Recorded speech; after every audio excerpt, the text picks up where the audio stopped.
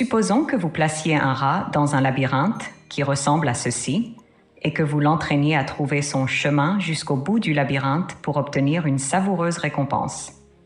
Après quelques essais d'entraînement dans un labyrinthe familier, le labyrinthe A, vous placez le rat dans un nouveau labyrinthe, le labyrinthe B, qui comporte plusieurs bras radiaux, comme celui-ci.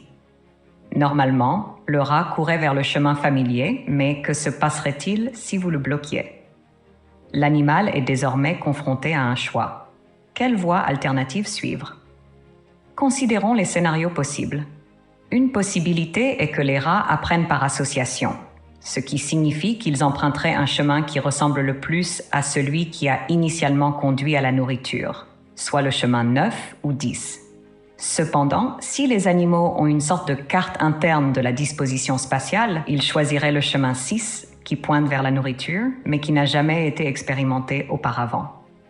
C'est donc pas directement associé à la récompense, et c'est effectivement ce que l'on observe habituellement dans la vie réelle.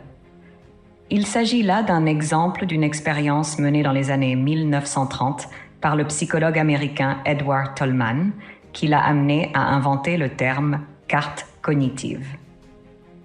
Ce terme fait référence à l'idée selon laquelle les animaux possèdent une sorte de carte mentale de l'espace qui les entoure.